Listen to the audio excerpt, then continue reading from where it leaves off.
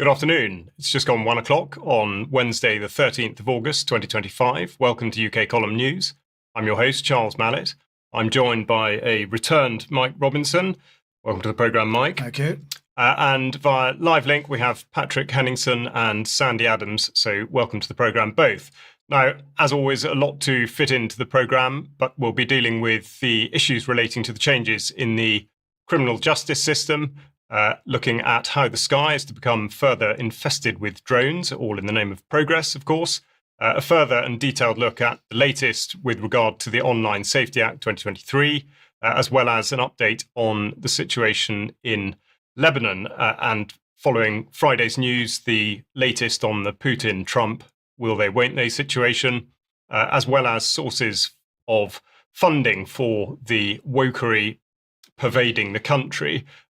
In addition, we will look at the push for vaccination for all animals everywhere for everything, and indeed plans for another proposed gigafactory. But what we're going to start with today is the latest situation from Gaza, and indeed the killing of several Al Jazeera journalists by the IDF, for which we will go straight to Patrick Henningsen. Patrick. Yeah, this is a very important story. Certainly, it's nothing new. We've been watching journalists being killed in Gaza for the last almost going on 2 years now. It won't be long till October 2025 rolls around. But just to look at the Al Jazeera reportage on this, obviously, we're talking about their journalists, their media team members here. Anas al-Sharif, very highly regarded, award-winning journalist, was killed, as well as, I think in total, technically 5 journalists and 2 other people were killed in this strike. They were in a tent set up outside Al-Shifa Hospital, which had already been bombed and occupied and attacked by the Israelis numerous times since October 7th. And there's something about this story that has really captured, I think, the attention of people in the West, as public opinion is already shifting against Israel, where the Western mainstream media is starting to acknowledge that there's something going on here that is historic and needs to be brought to an end as quickly as possible. We're talking about the violence, the killing, and what can only be described, according to international courts of justice and others, as a genocide.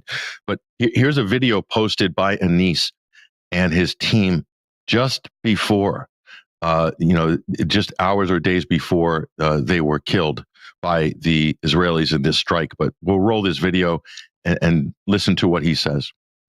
إن شاء الله تعالى الدقائق الأخيرة وندخل في تنفيذ وقف إطلاق النار. تحياتي لكل الزملاء اللي رفضوا يطلعوا من شمال غزة ونقلوا الرسالة ونقلوا الصورة في ظل المعاناة وفي ظل الاستهدافات. تحيات يا شباب. تحيات.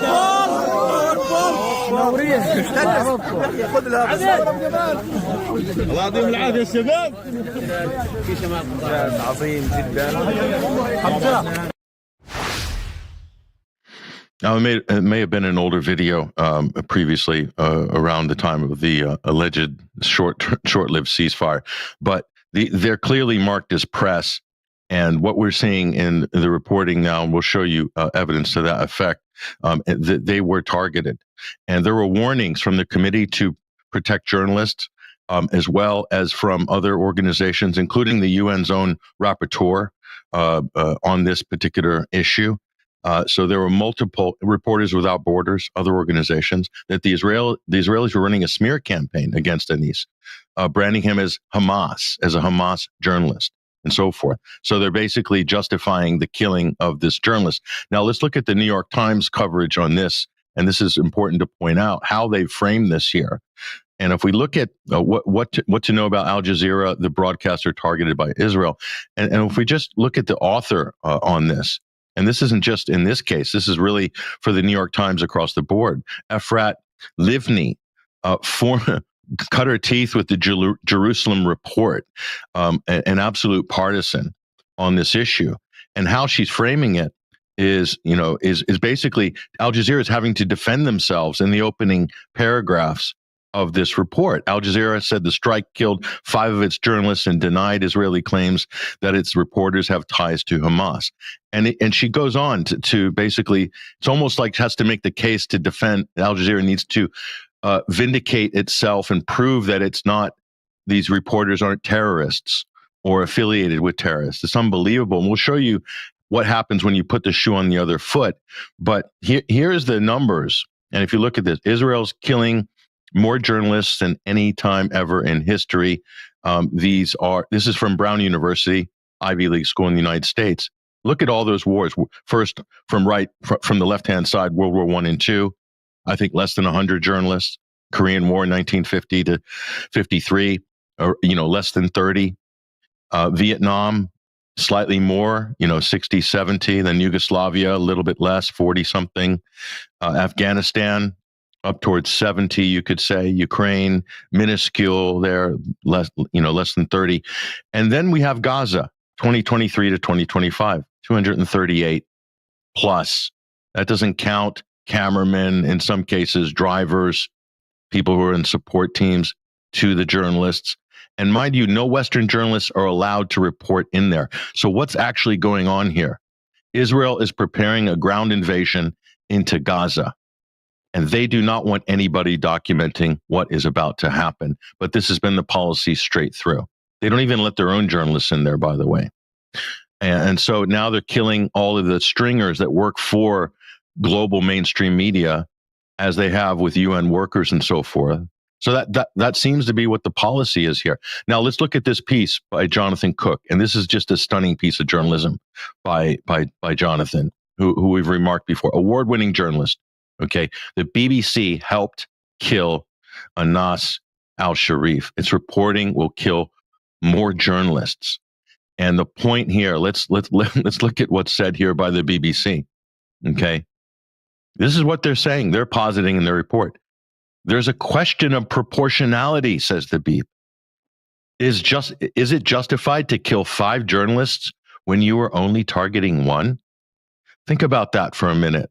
The way this is being framed is so insidious by the BBC. And here's what Jonathan Cook says in his analysis. This is just a brilliant article, by the way, and I encourage everybody to go read it. But he said, imagine that Israel finally allows Western journalists into Gaza after blocking their entry for nearly 2 years.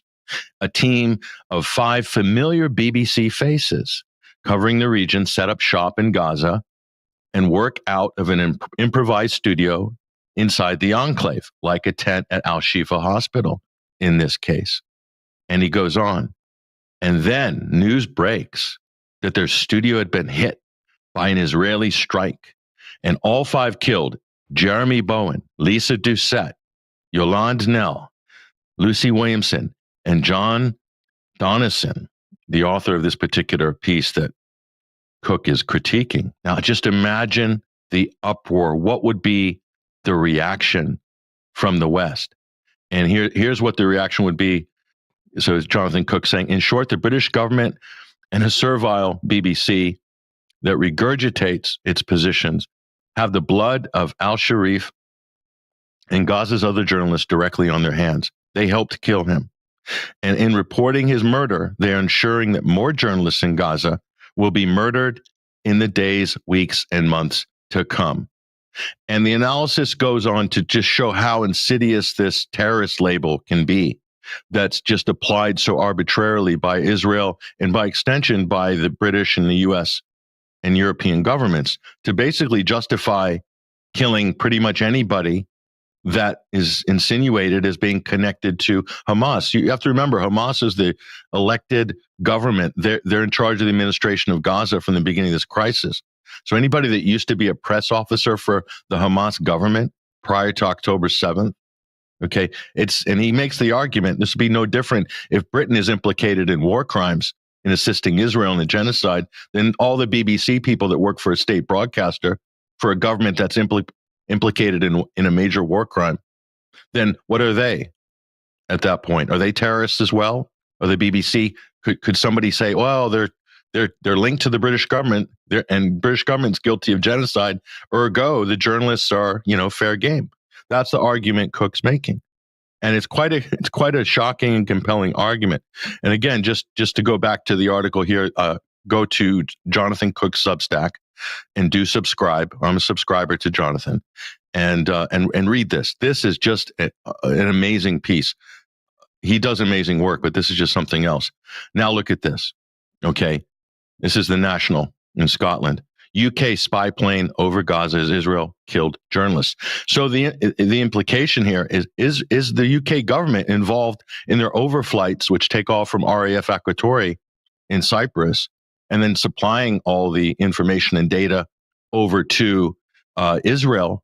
We know about the Lavender AI applications and how they're used to track and target individuals, including journalists. Is that what happened here?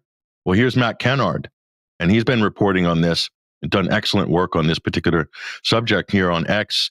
UK government never wanted you to see this. They spent 20 months concealing flight paths of RAF spy missions over Gaza on behalf of Israel. But they recently contracted it out to a US company. The new pilot soon forgot to turn off his transponder. The evidence for a war crimes trial right here. And that's it, folks. I mean, there's enough evidence here to lodge a serious legal challenge on this basis to all these governments, particularly the US and the UK, on this issue.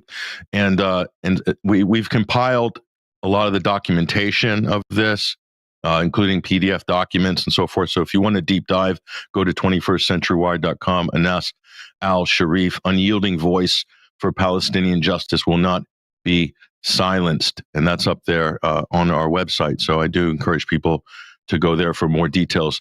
And I hope this is one of those stories that's going to change people's attitudes on this who've been on the fence on this issue.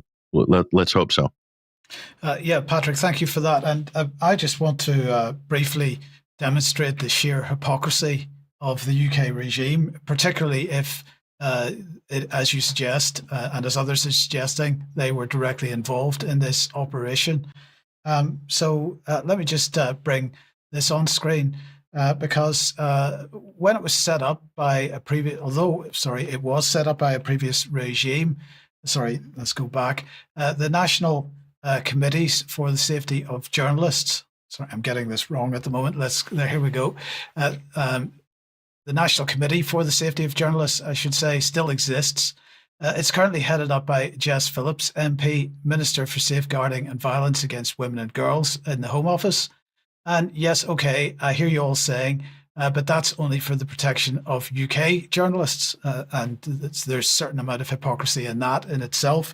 But if we head over here, you got a sneak preview of it to the House of Lords Library. We can talk about the Media Freedom Coalition, also set up by the UK government.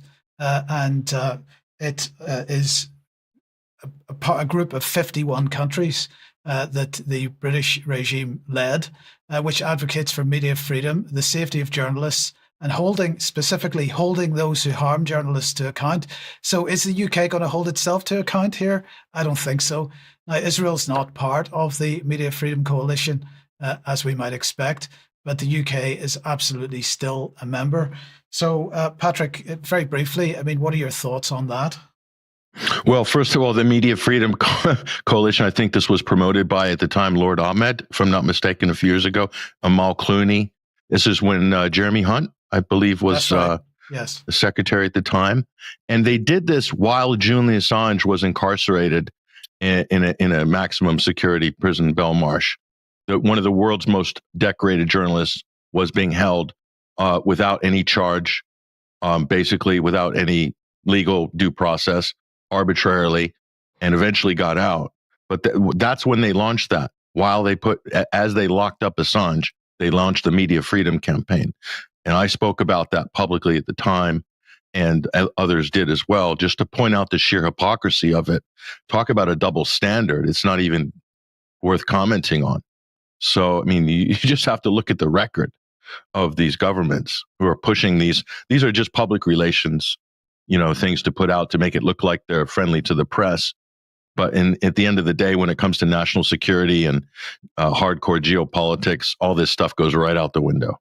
Yeah, and Charles, anybody that's in the British media that thinks that if they're abroad they're in any way safe, they're naive. They are, although I think another thing that's worth pointing out, following on from what Jonathan Cook's been saying, which is absolutely right to bring out, is the incredible inconsistency with what was happening in Syria, in particular Jeremy Bowen's sort of glad-handing of Jelani al-Sharaa, who, of course, until that point was reckoned to be the head of a terrorist organisation. And yet the BBC were there actively promoting him. So the inconsistencies and the hypocrisy just is really boundless. But as you say, Patrick, one would hope it would be a turning point. But I mean, how many times have we said that before? Indeed. Yeah. Now, what we will do is come back to these shores and look at the subject of home affairs and the criminal justice system, because the past couple of weeks has seen a deluge of edicts, so-called policy changes, and the obvious deployment of smokes and mirrors. A consultation is out on updating the operations and response guidance for police, and it runs until the 14th of October. And I thought I would just draw your attention to the fact that it includes terrorist attacks, severe weather emergencies, and major public events where something has gone wrong. Now, in an effort to deal with situations that might be perceived to have gone wrong or are about to go wrong, the Home Secretary has been busy announcing the rollout of 10 new vans for 7 new police forces that are going to be carrying out live facial recognition. Now, she talks about it like there's absolutely nothing wrong with this and there are no consequences, but of course there absolutely are. It was been described in the statement that they will operate according to strict rules, which ensure that they are only deployed when there is specific intelligence. And the College of Policing has guidance on how the technology should be used. I would put it that on the balance of probability, it's very unlikely to turn out that way. The College of Policing guidance on live facial recognition states that each face that is found is mapped by software, taking measurements of facial features, such as the distance between the eyes and the length of the jawline, to create a unique set of biometric data. So there's no ambiguity. This absolutely does represent a harvesting process of biometric data. Now, at this point, therefore, I would point you towards the Information Commissioner, because it is pointed out on his website that you may make a subject access request. And I quote, "The right of access also entitles the requester to a copy of their personal information. When you use biometric recognition systems," so this is the deployer of a facial recognition system, "this includes personal information, such as a biometric sample, as well as any biometric data, such as a biometric template." So the system, I would say, as it currently stands, would be unable to cope with a large volume of subject access requests. And there'll be a link to all of this in the show notes. So I think from a journalistic perspective, UK Column will be very interested in any reports that might come in of the way in which subject access requests that you might put in concerning live facial recognition are dealt with. And this could be a considerable method by which the system can be challenged. Now, on a very much related note, there's been a change put forward by the Ministry of Justice, and they're describing it as to restrict sex offenders from entering geographical zones. Now, this is in effect geofencing, which is the process of monitoring an individual by GPS to ensure that they do not move beyond the bounds of such an area. But it seems from what they're saying that these areas could be made to be very small, which of course conditions people into considering that justice has never really been served. And I would say that it looks like it's normalising confinement by these sorts of remote systems, linked again to this and tied into the ever-quoted plan for change is the much vaunted plan to deport immediately. But this is why I refer to smoke and mirrors, because Section 32 of the Border Act 2007 deals with exactly this issue, deportation of foreign criminals. And subsections 4 and 5 talk about for the purpose of the Immigration Act 1971, the deportation of a foreign criminal is conducive to the public good, and the Secretary of State must make a deportation order in respect of a foreign criminal. So this is something that's being dressed up as a new policy or new bit of law. In actual fact, it's not. It's a failure to act on the law that was already in place. Now, a statement also on deportation, pointing to what the immigration white paper will do, as though this really is a silver bullet by Shabana Mahmood, and again, using disingenuous language every time, as though they've sort of made it up in the first place. But to harness, or to continue to harness, the emotive subject of racial and ethnic tensions, the National Police Chiefs Council have put out guidance saying that they're going to consider disclosing the ethnicity and nationality of suspects when they are charged in high-profile and sensitive investigations. Now, this, of course, relates back to the events immediately after the attacks in Southport last year, at which point it was deemed that it could have been expedient to had the police actually put details out in relation to ethnicity. But of course, this is being misreported because we're only talking about this happening at the point of charge. And indeed, police still retain control of the decision-making process. So there's every chance that it could continue to be carried out in such a way that absolutely does fuel the fire for what they're calling disinformation. Now, with Palestine Action arrests in mind, I would just draw attention to the Crime and Policing Bill, which is currently going through the Houses of Parliament now. And Section 10, of course, talks about the offence of trespassing with the intent to conduct a criminal offence, which would carry a maximum sentence of only 3 months. Now, hypothetically speaking, had the Palestine Action Bryce Norton activists been stopped short of painting the aircraft that they did subsequently paint, they would not be a prescribed organisation today. So I would say it presents an obvious issue when considering the different outcomes, and it would look as though it would open the door to pressure on police to allow an intended crime to go ahead, because the consequences would be more severe. And just as a closing note, just to point you towards what's called the AI Plan for Justice, and here we have the issue of pre-crime absolutely writ large, which is saying that they're going to be driving the responsible adoption of AI to enable people to deliver world-leading public services. What they really mean is just handing over control of absolutely everything to a computer and not experiencing any comeback. But they talk about a violence predictor analysing different factors. This is concerning violence in prisons. So, in effect, just handing all responsibility, all control to the system. And indeed, it covers the wider justice system. But of course, the main point to fall out of it is that whilst it says that it's not going to take away from what judges do as people, and indeed cites several other bodies, prosecutors and whatnot, it does not make any reference to juries, of course. So I will wrap that up there. And now we are going to go to Sandy on what might be perceived as a slightly related issue, which is that of drones. Yes, it certainly is related, and also with facial recognition and GDPR and everything else that goes with all the stuff you've been talking about. Because PricewaterhouseCoopers have published their 3.0 Skies Without Limits. They had a 2.0 in 2023, and this paints a picture of drones that are ready to transform the UK economy. PricewaterhouseCoopers are aiming to have 900,000 of these skies by 2030. I think they're behind, to be honest, with their predictions, but nevertheless, that's their intention, and it's paving the way for unprecedented surveillance along with it. So it's powered by advanced AI, and it's quietly eroding our privacy protections. The Civil Aviation Authority are making provision for this, for drone flight up to about 500 feet. I think it's 400 to 500 feet.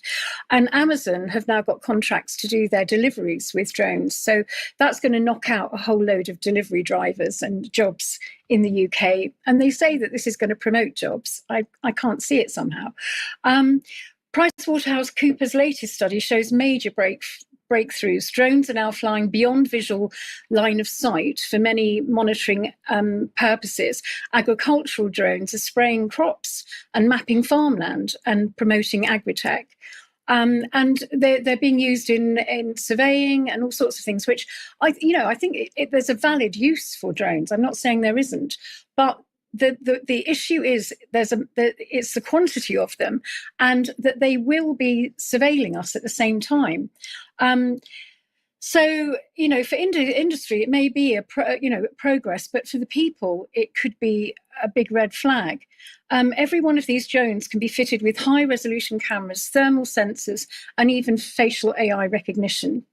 Once that infrastructure is in the air, it's only a matter of time before it's used to track people, which I'm sure it will be. And there's obviously the GDPR question, which is the UK's main data protective law. It comes under pressure because, in theory, GDPR says that you can't collect personal data without consent or a clear legal basis. But in practice, drones can gather all this information without you even knowing what's going on. So faces on a street, car number plates, movements linked to home addresses. Combine that with AI and drones, they see you and they can identify you and they can predict your behavior and cross-reference you with other databases. So, the AIG level analysis drones become mobile data harvesters, in effect. So, we've got there are issues here with the drones. It reports and celebrates growing public acceptance. This paper does, saying over 70% of industry stakeholders now see the perception as green. But the more we normalise these drones, the easier it becomes for governments and corporations to run permanent aerial surveillance. That's the problem. And I think that really, we're not far from a scenario where drones linked to AI command centres can track individuals in real time. So the industry says drones can deliver medicines faster, inspect power lines safely, and monitor the environment more effectively. But once it's all in place, they could become part of an always-on surveillance grid, which is really worrying. So that's it, really. They're developing them at breakneck speed, and before the drones make that decision for us, are we going to do something about it? Thank you. Again, subject access requests, that seems Absolutely. to be a reasonable option for Completely helping deal with this. Yeah, if one can work out where to direct them, of course. And I think the other thing to point out, which I referred to a few months ago, was if we're to be told about the threat of drone swarms on the continent, how are we to perceive whether or not a drone is friendly or a threat?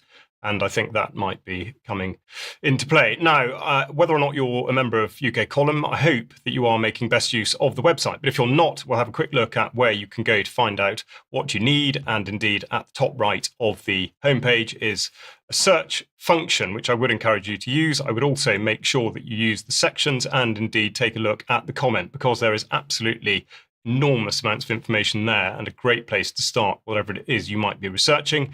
If you are not yet a member, then please consider joining us. On the front page is a great big button saying click here, and we'd love to have you on board as a monthly, a annual, or indeed a lifetime member. Now, in terms of what's going out in the near future, we've got Germ talking to Carl Czar, who you will be familiar with. That's on at 7 o'clock this evening. And then Sandy, just a quick bit on Peter Taylor, who you've just recorded an interview with. Yes, Peter Taylor was he was a UN environmental scientist, and he realised whilst he was working for many years, he was in the ecology movement. He realised that there was a different agenda coming in, and he realised that climate change was an issue. And he wrote a book called Chill, and he was vilified for it. So it's his story really of what happened after he wrote the book Chill. Super. Thank you very much. And that's going out at 1 o'clock tomorrow on the UK Column website. Now, coming up, we've got the Hope Freedom Festival, which UK Column will be at. So please make sure you get tickets there and use the discount code UKC20. And then Patrick, very briefly on the Rebel tent this year. Yeah, this is going to be a powerful lineup. A Beautiful Days Festival just outside Exeter. That's this weekend, Friday, Saturday, Sunday. And Craig Murray, David Miller, myself, moderating some of the panels, Matt Kennard, Loki, Chris Williamson, Asa Winstanley, and of course, Jackie Walker, and Zara Sultana from the new political party with Jeremy Corbyn. So this is going to be amazing. Rebel tent this year at Beautiful Days. So if anybody's going to be at the festival, of which there'll be many, come up on the top of the hill and check us out. And if there's any tickets left, just get in touch with their website and see if there's any availability, but should be pretty powerful. Fantastic. Thanks, Patrick. So do get along to that if you can. And then a reminder that the first speaker we've announced is Andrew Wakefield for our On Location event in York, Saturday, the 18th of October. There are tickets left, so please don't delay. But also remember that you will have the access to the film, Andrew Wakefield's film, Protocol 7, should you buy a ticket. There are only 150 tickets left for the in-person event, but plenty, obviously, on the live stream. So please make sure that you do consider joining us for that. We'd absolutely love to see you, and it will be a phenomenal event. Now, I said that we're going to be looking at online safety, so I'm going to hand over to Mike for the latest on that and indeed the act concerning it.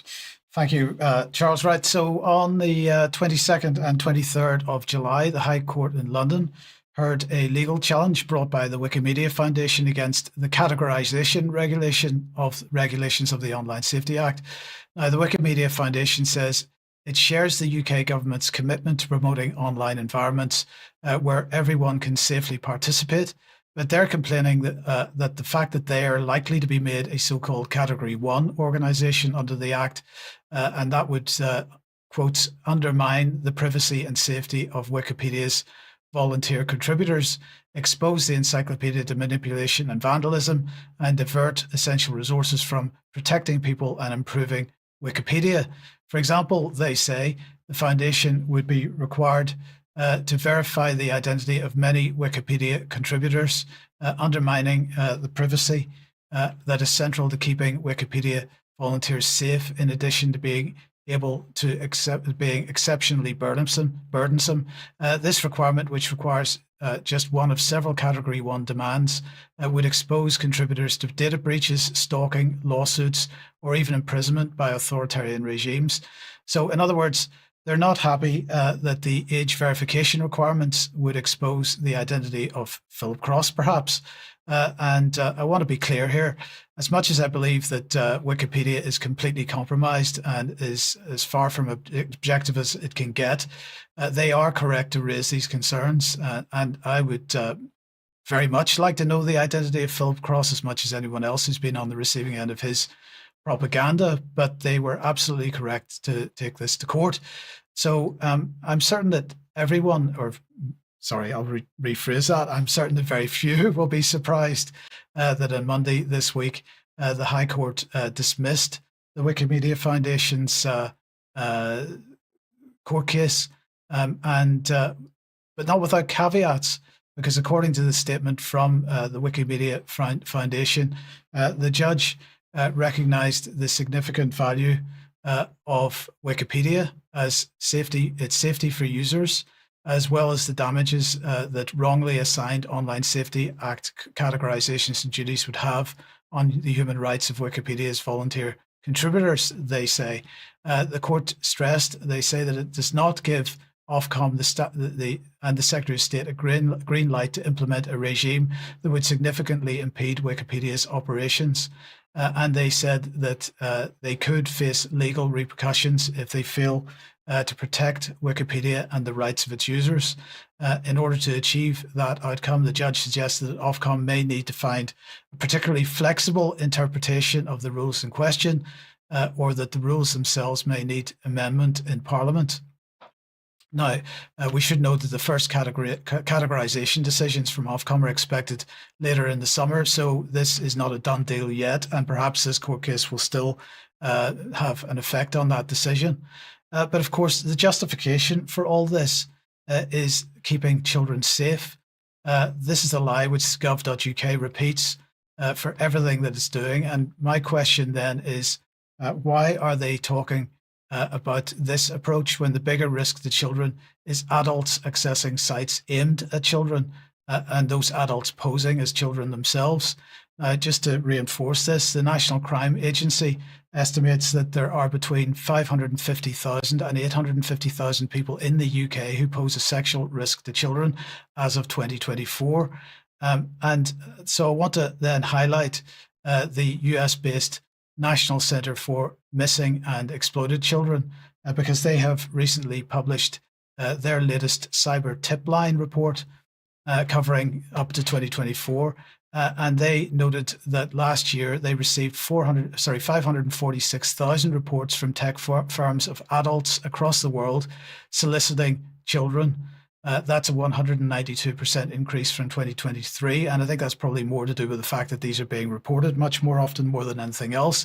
And it's probably the tip of the iceberg. Now, around 9,600 of these reports came from the UK in the first 6 months of 2024, with Snapchat reporting far more concerning material to this organization than the other platforms. This is, as I say, the tip of an iceberg, since this is only covering incidents that are reported and not incidences that have gone past being unreported. And yet Ofcom apparently doesn't see this as an urgent priority. And in a statement to me from Ofcom, their media team explained that, quotes, the use of age assurance should also make it harder for adults to pose as children, given age checks must be highly effective at determining whether a user is an adult or a child. That's disingenuous. Because later on in the same statement, they go on to say our approach to highly effective age assurance is that services should treat users as a child and apply the default protections unless they've gone through an age check and been determined to be over 18. And I mean, I shouldn't be the only one that sees the disparity here. All of Ofcom's rhetoric on this, including at the recent Age Assurance Live event, which they ran, is about verifying that people are over 18, not under. And they claim, so they're suggesting that in doing that, they can protect children that are under 18. It doesn't work that way, because mostly platforms are checking for being over 18. They're not checking people that are supposedly under 18, and they're not asking people on child-oriented websites. They're not asking children to verify their age, that they are under 18. That's not part of the current program. So anyway, they claim to have anti-grooming measures in place. But as the NCMEC report demonstrated, if those measures exist at all, they're highly ineffective. But don't worry, Ofcom is, quotes, currently consulting on further strengthening these anti-grooming measures by proposing that platforms should use robust age checks to underpin measures they take to protect children from grooming, end quote. So I'm just going to say it again. The Online Safety Act, the entire regime, needs to be repealed. And Ofcom needs to be disbanded. And we're glad to see that the petition is now up to 518,656 as of 10 o'clock this morning. It's slowing down, but we need to keep the momentum up in this. The whole issue needs to go back to square one. A new conversation needs to happen, Charles, around this whole censorship industrial complex, which has been built. And then just to end this segment, speaking of digital ID, because that's basically what we've been speaking about, Companies House, which hasn't given a damn about the accuracy of their database records in the last 180 years, has suddenly decided to demand ID verification for all company directors. And Charles, my question is, why now? Quite. Yeah. Well, I mean, the question that can be applied to absolutely all these things that are demanding similar. It's absolutely nothing to do with the requirement for company directors, that's for sure. But no, I think, very good point there. And specifically with regard to the, all the organisations that are affected by the Online Safety Act and Wikipedia in particular, NIMOLA comes to mind. And there's just this absolute failure for people to recognise that it does actually present a threat to everybody, regardless of your position on the spectrum, let's say. Now, something we'll talk about in extra, I'm sure. Patrick, we said that we would give an update on the situation in Lebanon, and we'll go to you now for your take on the latest there. Sure, and what we believe is, just from what's been happening politically, Lebanon is on the cusp of exploding, and right now, tremendous threat of a civil war breaking out. And I say civil war in sort of quotes, because the last protracted civil war, so-called civil war in Lebanon, was really orchestrated by external powers, namely the United States and Israel. And so I think we can more or less expect the same thing here. What you need to understand about this is that the U.S. is trying to pose a Hobson's choice to Lebanon, that it's either disarm Hezbollah, okay, and obviously they're doing this on the behest of Israel, or face a bloody civil war. So those are the two choices that the U.S. is trying to, through their operatives in government and so forth, and with all of their diplomatic power. So that's what's happening. And who will take advantage of this situation? Jolani regime in Syria are poised to move into the north of Lebanon, and then we have Israel poised to perhaps, do a scorched earth campaign in South Lebanon and invade again. And look at what they've done to Gaza. So you can imagine any threats of Hezbollah in this neighborhood or that village or whatever, and they would have full justification to bomb it into the Stone Ages. And so you could have a repeat of the previous Lebanese, quote, civil war, but this would be much more violent and much more intense. And the United States has just built a fortress on the hill north of Beirut, an embassy the likes of which no one has ever seen before. And why have they done that? Why is that facility in place? It's right in a pro-American stronghold north of Beirut. So that's their fallback plan, is a civil war in Lebanon. And by doing that, to end any armed resistance in the vicinity of Israel. So just wanted to point that out. Now, the brainchild behind this, the emissary, if you will, from Washington is Tom Barak. He was originally appointed as ambassador to Turkey, but he's really the kind of Witkoff with a brain in the background, but very nefarious. He is of Lebanese background, we're told, but what he is trying to orchestrate here is so insidious. So, I mean, do keep an eye on this situation. There's more to be said, of course, with more time, perhaps another program. Patrick, just very briefly, I mean, do you see this being run in a similar way that the so-called civil war in Syria was? Very different. Very different. The factions are much more hardened. After the last civil war, what you have is a collection of warlords that have their own sort of fiefdoms, Lebanese forces, Christian Maronites, the Amal, Hezbollah, and all these different groups have kind of, the Druze have a kind of power sharing agreement where the central government's very weak in Lebanon as a result. And so you will see more intense sectarian fighting, but you'll have much more intense military strikes by Israel. The United States will be involved militarily as well. And then Jolani and the Wahhabis moving into Lebanon in the north. I mean, they really want to set people against each other along Sunni, Shiite, and Christian lines, pro-U.S., anti-U.S., pro-Israeli, anti-Israeli. So it has the potential to be really, really a bloodbath. But this may take a while to percolate, 6 to 12 months even. But the odds of Hezbollah disarming, I'm not sure if they want to, after seeing what's happened when other people have disarmed, or after what happened to Syria, as you say, Mike. In that sense, it would be similar. They took out all of Syria's military installations in 72 hours when Jolani took over in Damascus in December of 2024. So what would save the Hezbollah in South Lebanon from the wrath of Israel and the U.S. if they disarmed? Nobody would. Or the wrath of Jolani and his Wahhabi ISIS brigades coming over the border. Nothing to save them from a massacre. So, yeah. Thanks, Patrick. And of course, the United States and Russia very much implicated throughout with everything you're referring to in Syria. And you were talking about Trump and Putin with regard to Ukraine on Friday. What's the update on that? Well, the big meeting supposedly on Friday, and what you need to pay attention to here is the fact that while this is gaining headlines, okay, what has actually changed? What new policies have the U.S. articulated? Have you heard anything from the Trump administration? Anything new? Any better insight or understanding of this issue, the causes of the conflict? You hear nothing. So I think you can expect that there's going to be no breakthroughs. Russia doesn't have to make any concessions. I don't believe they will. The United States has no leverage. So the U.S. is buying time.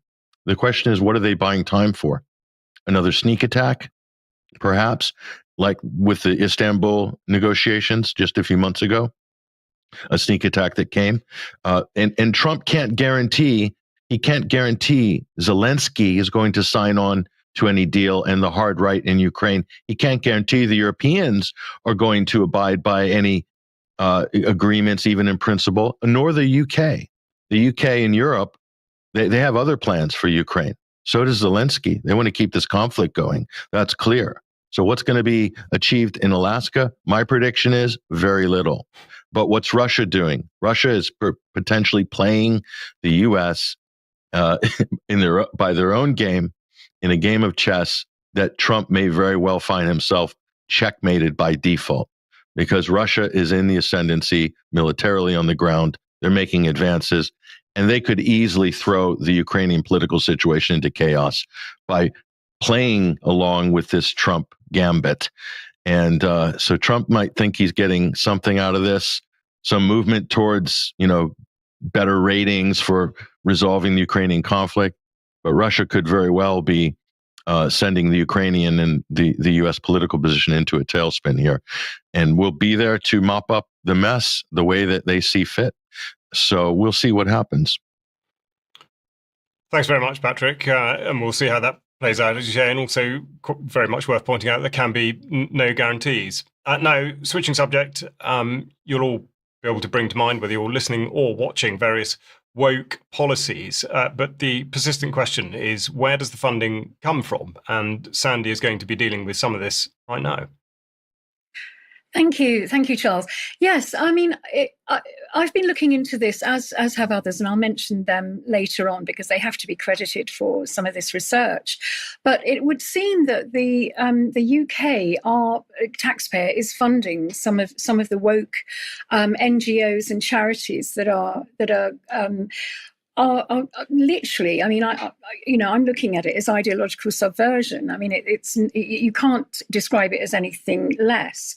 So one of the main NGOs in this is the UK Research and Innovation, and underneath them are 9 other NGOs and charities that they feed into and are receiving government funding and charitable funding. But it's all a little bit woolly. We know that it is taxpayer funding, but and to how much is charitable funding, we're not sure. But certainly things like the Arts Council of England and Soho Theatre, the funding level of the Arts Council England distributes around 445 million a year, with Soho Theatre receiving 2 million.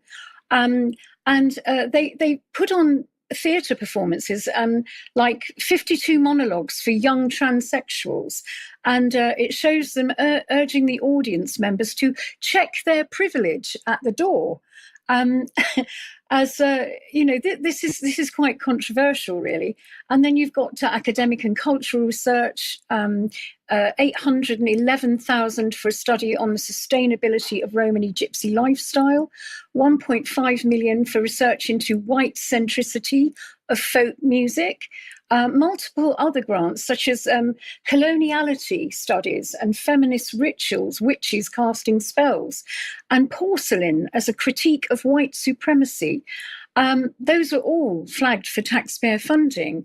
And we've got to look at this, and I've got a slide here of the it's diversity, equity, and inclusion. Of course, is all part of the mix, and they've got these sort of memes of how they feel that they need to promote all this stuff, and it's very niche. I mean, I'm going to go into how niche it is, and it gets very, very niche, I can assure you.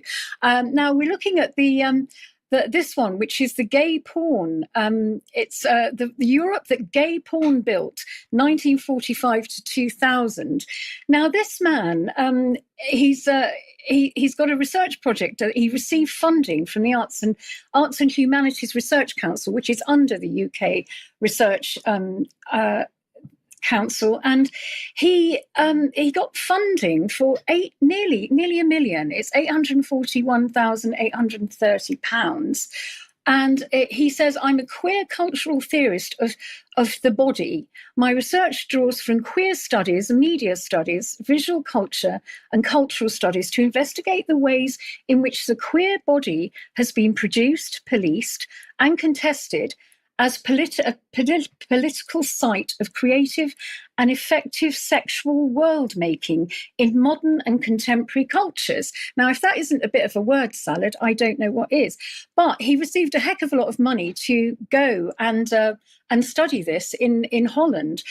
He's currently the honorary professor in art history and visual culture at the University of Exeter, and Professor of Gender Studies and Chair of Sex Media and Sex Cultures at Linköping University in Sweden.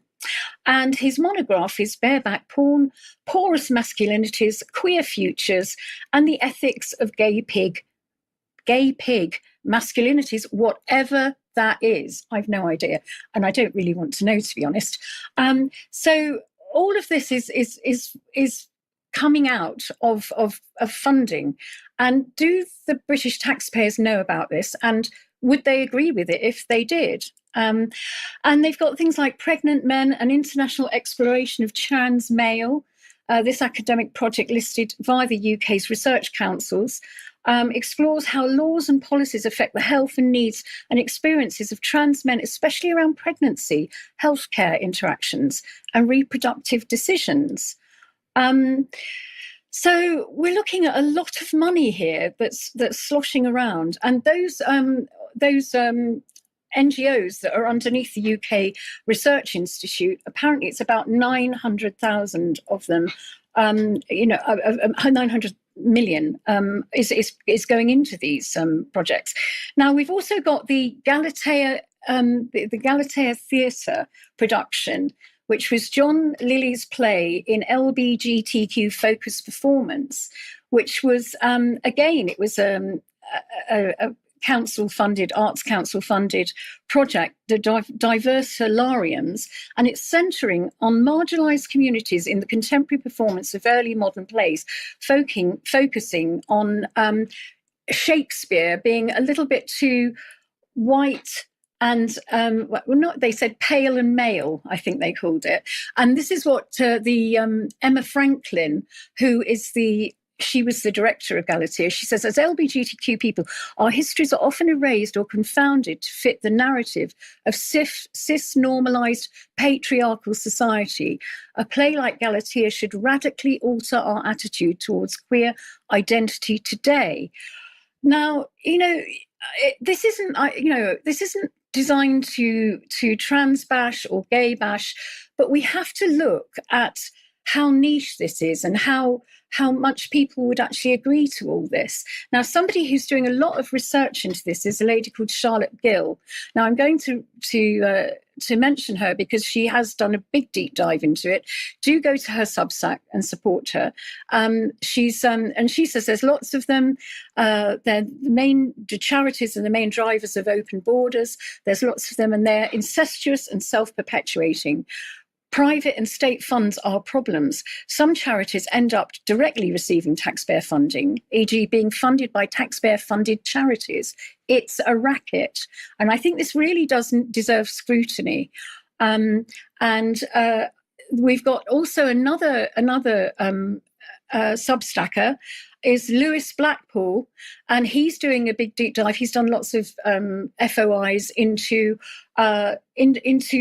things like the Paul Hamlin Foundation, which is a taxpayer funding, and they sort of mingle with Hope Not Hate, and he's put in loads of FOIs into who is funding the Home Office bringing in of migrants, and I think that's really worth looking at. He's doing a lot of work, and I'd like to cite him as well because he's spending a lot of time doing that. And he's looked and he's found all these different. If we get the next slide, he's found. I think it's about 14 different charities that are funding the whole migration project, they all need scrutinising and looking at. Yeah. And yes, we're looking at the UN Refugee Agency, the Migrant Help, and Cities of Sanctuary. And I'm not saying that migrants shouldn't get help; they should.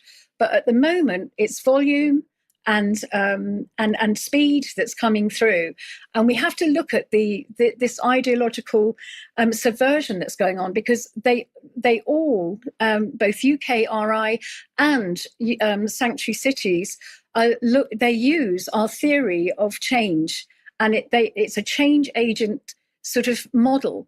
And what I really would like to link it up to is the fact that, this all goes back to the Frankfurt School and the Jewish intellectuals who made the 1960s.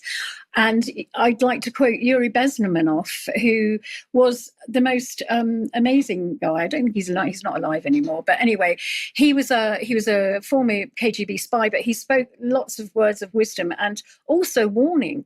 Ideological subversions are a process which is legitimate, open and overt. If I could have that up again, that slide.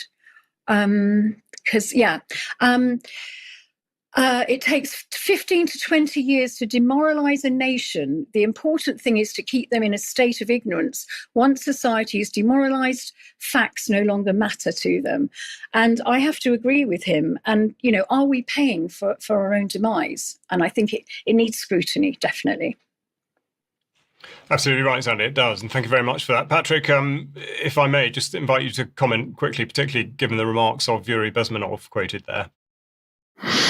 Well, I mean, that's a famous viral video that he did on television in the early 1980s, I think, like that. I think it's important to point out Yuri Bezmenov also he did anti-Soviet propaganda for the CIA.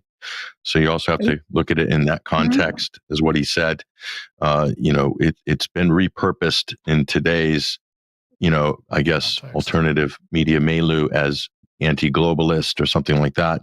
But what he did, the work he did with the Canadian government via the CIA, and for the CIA exfiltrated him, by the way, from the Soviet Union as a, quote, defector. But he did a lot of things for America in this sort of service of propaganda. That was more or less his career function for a long time, as well as being a member of the John Birch Society. So I'm just pointing that out just to contextualize him and the statements he's making at the time. Thanks, Patrick. Yeah, point very much worth making. And also, if anyone hasn't seen any of the interview that Bezmenov did give, it's widely available on a lot of the video platforms. So do look that up. Now, I'm sticking with the theme of investment and how it coincides with fear. I'm going to talk a little bit about blue tongue, about which there are increasing amounts coming from the Animal and Plant Health Agency and DEFRA, and particularly they've just sent out an email to their stakeholders talking about important changes to the restrictions in place in Wales. Now, specifically, this is talking about vaccinated animals with the BTV3 serotype having been able, or at least granted, the ability to attend English markets within 20 kilometres of the Welsh border. They're also keen to point out that, quote, contrary to popular belief, where animals test positive for BTV3, neither the premises or the animal are put under restrictions, so keepers are urged to report suspicion immediately. I'll go on to explain why I think that is. Now, the narrative is tightly controlled when it comes to the emergence of disease, and indeed, the government have just republished the guidance on how infections emerge, giving you absolutely no room to doubt that between 60 and 80% of emerging infections are derived from animal sources. So we must fear the animals, and that these infections have been emerging for thousands of years as interactions between humans, animals, and their environments have increased and changed. So bear that in mind. Also, bear that in mind when considering the Pirbright Institute, which of course is where an awful lot of this leads back to, and its very close relationship with not just the Animal and Plant Health Agency, but as shown on screen, the Bill and Melinda Gates Foundation. And I will just walk you through the steps for investment yielding dividends. We see here from the Pirbright Institute that they've had a veterinary vaccine innovation and manufacturing to improve animal health. Now, what they're really talking about is being supported by the Gates Foundation. This goes back to 2023, and to make it absolutely clear how the corruption in this particular story runs, we're just going to listen to a clip of Bill Gates speaking about this. I have played it before, but it's always worth a listen.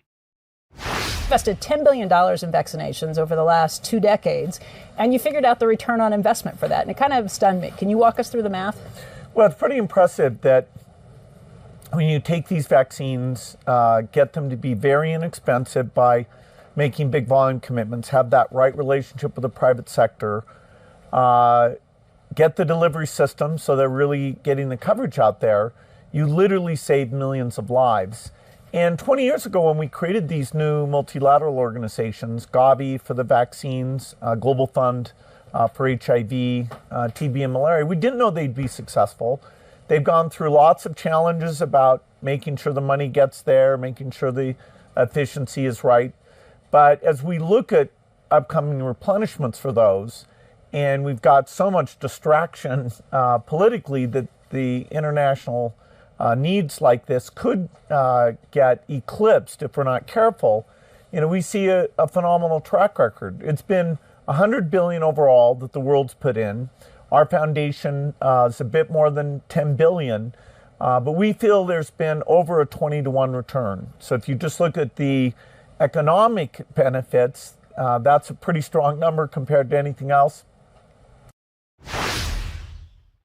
There we are, 20-to-1 return and a great big grin, as you said it. As I said prior to the clip, corruption. There's absolutely no other word that should be used to describe it. And of course, we go to 2024 to see what happens. So we've got the Purbright Institute talking about accelerating global vaccine development. Now, the most recent update within the last week is that there's now a partnership to advance mRNA vaccines for livestock. And again, I point you towards the fact that there are, of course, many more vaccines given to animals than there are humans. Now, part of the problem, people like Ian Brown, who, of course, has a relationship not just with Purbright Institute, but formerly worked for APHA, and indeed, he has been involved with the World Animal Health Organization and indeed the Food and Agriculture Organization, both of which are funded by Gates. So there is absolute cross-pollination, and the sites, Weybridge and Purbright, are only 12 miles apart. So absolutely hand in glove, one might say. Now, this, as I said, does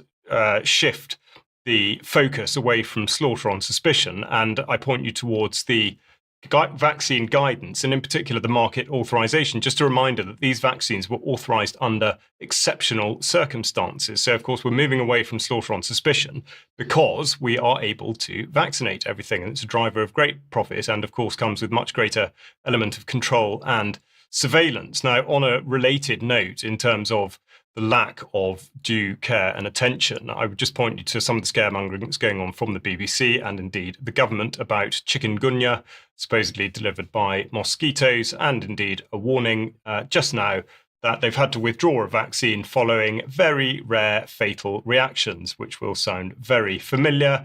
But don't worry, because the vaccine will be available on the UK market from the 18th of June 2025. So never mind those very rare fatal reactions. Is there any need to worry? And indeed, are people going to talk it up? This is the European Centre for Disease Prevention and Control, which talks about 90 related deaths across the worldwide reporting system for chikungunya. But of course, given those statistics, why on earth would anyone be considering taking a pharmaceutical product against it? Now, related to this, in that mosquitoes are reckoned to breed in areas of stagnant water, the National Drought Group talking about addressing nationally significant water shortfall, and they've got a piece on how to save water at home. I made reference to this becoming possibly jeopardized, given that the colonial administrations have indeed prohibited people from collecting water decades ago, and indeed the Chinese authorities are reported to be doing the same thing. But what you can do to save water is to delete old emails and pictures, and that is absolutely true. This is off the government website this morning under the "It's Your Fault Again" heading. So that's the direction that we seem to be going in. But we're building data centers. We are building data centers, as reported on many, many times. And I'm pleased to say that Sandy now is able to direct us towards a project in Somerset that seems to be underway at the moment. Sandy.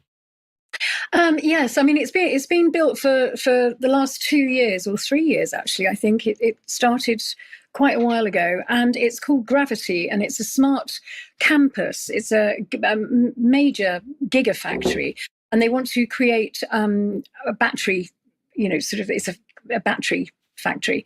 And I'm going to link it also into the mining, the Cornwall mining company, the lithium mining company, because the lithium for this gigafactory is going to be coming mainly from Cornwall, obviously from abroad as well, but they're getting the Cornwall mining sorted. So it's quite interesting. So let's run that video about this giga. It's like a smart city.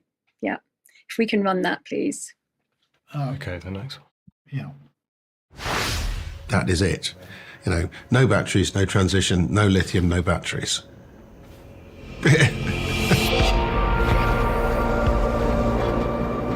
All our modern devices, electric cars, laptops, mobile phones, all need batteries. Lithium batteries. At the moment, the UK imports 100% of its lithium. Here in the UK, and particularly here in Cornwall, we have the capacity to produce 50,000 tonnes of lithium carbonate equivalent every year, which is more than half of what the UK needs. We're not actually extracting the lithium that exists here on our doorstep. We're importing it, and that needs to change.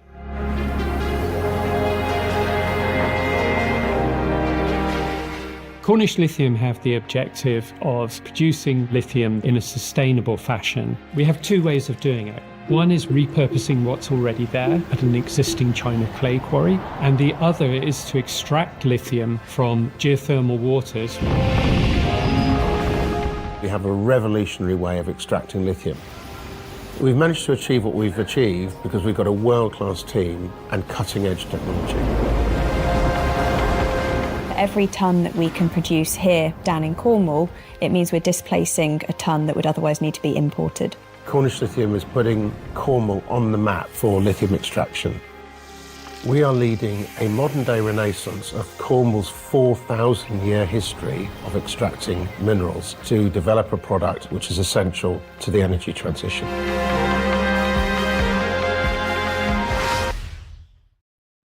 Yes, that's the Cornish Lithium Mining Company. And prior to that, it was the Tin and Copper Mining Company. So it does seem interesting that oil, gas and coal bad, lithium is really good, even though it's highly toxic. And in order to get this lithium to the gigafactory in Somerset, in Bridgewater, they're going to have to cross 3 counties with it to get it there. So I'm sure there are safety concerns with that. So if we can look at the Gravity video now, which is the smart city that they're building in Bridgewater. Yeah, Sandy, you need to explain this because. Oh right, okay, sorry. Yeah, it's Anyway, here it is. It's Bridgewater. It's proximity to Bristol and Exeter international airports. Now, they've already expanded Bristol Airport hugely. And they're going to put a railway into this site. It's just like a smart city with massive connectivity. It's 616 acres of Somerset countryside. And here it is. It's got marketing suites. It's got people can live there. They work there. There's gyms, there's nurseries, there's just about everything you could want. And there's the train that takes you in from London or wherever you have to come from, or it could be another country. And local development is 1.1 million at the moment. And they're going to create 7,500 jobs. And they've got dark fibre connectivity, opportunities for sustainable transport. Everything is electric and probably automated, and nobody's kind of driving these things. And it is a complete smart city that's being built on the doorstep here. So what will happen? They're way behind their scheduled dates of completion. So maybe it'll never happen, but it's in the making. Thank you very much, Sandy. And of course, an energy transition that nobody has yet sufficiently justified. Exactly. But we'll talk about that more, not just in Extra, but forever after, I dare say. Now, just to give you a short teaser, we'll hope you're going to hang around for Extra, but Willsey reports this time from a Freedom Festival in Leicester. So we'll just have a very quick look at a clip of that, and we'll play more in Extra.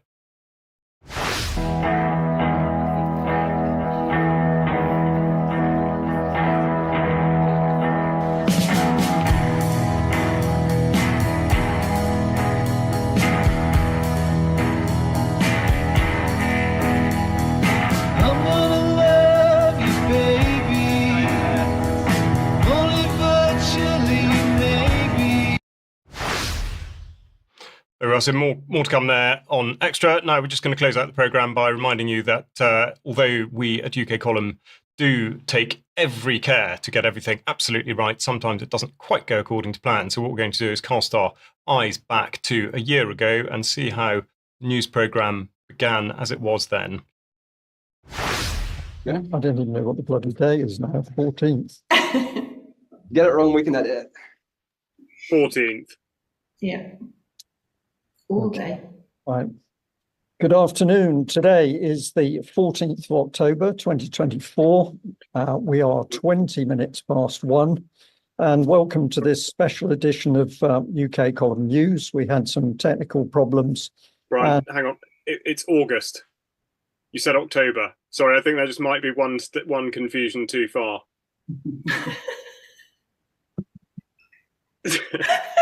That's the technical issue. We've shot into the future by 2 months. Desperately trying to get back. Take care. Let's just go and shoot myself. God, this isn't live. We should absolutely play this bit. Good. Right. I didn't even spot it. God. Yeah, well done. So just to clarify, we should point out that was what happened this news program 1 year ago. Yes. When I went on holiday. Okay, yes, point taken. Absolutely. Right. Anyway, what I will say is thank you very much to Mike for being in the studio with me. Thank you to Patrick and to Sandy for joining. I'm sorry we have run over, but please remember that we have got the interview with Carl Czar going out on the German Warfare platform tonight, and indeed Sandy's interview with Peter Taylor at 1 o'clock tomorrow. So if you are able to join us for extra in a few minutes as a member, please do so. Otherwise, we will look forward to seeing you at 1 o'clock on Friday. Thanks very much. Bye-bye. Bye-bye.